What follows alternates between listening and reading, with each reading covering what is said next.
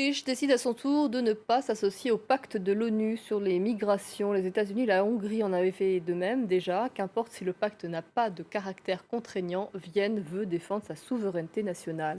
Anan Saïdani. L'Autriche dit non à l'ONU. Vienne a choisi ce mercredi de se retirer du pacte sur les migrations avant même la présentation officielle du texte. Une victoire pour le FPE, parti d'extrême droite et allié du chancelier conservateur, qui faisait campagne en ce sens.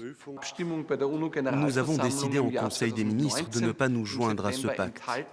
Nous nous abstiendrons de voter le texte en 2019. Il y a certains points qui nous déplaisent et nous craignons que ce soit une menace pour notre souveraineté nationale. Le pacte de l'ONU sur les réfugiés est en discussion depuis plus d'un an.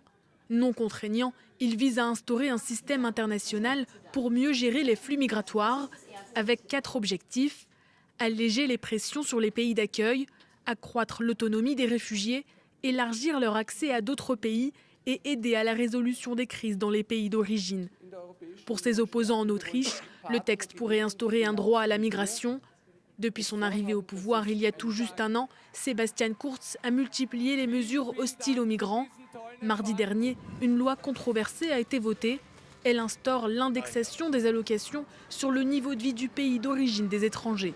Une loi contraire au droit européen. Bruxelles déplore la décision de Vienne de se retirer du pacte. Il est absurde que l'Union européenne, sur des sujets aussi importants, n'arrive pas à parler d'une seule et même voix. Et pour cause, l'Autriche n'est pas la seule voix dissonante au sein de l'Union. La Hongrie de Viktor Orban a aussi décidé de se retirer du pacte. La Pologne a laissé entendre qu'elle suivrait la même direction. Pour Donald Trump aussi, hors de question de ratifier le texte, incompatible selon lui avec sa politique migratoire. Le projet final sera entériné lors d'une conférence internationale au Maroc les 10 et 11 décembre prochains.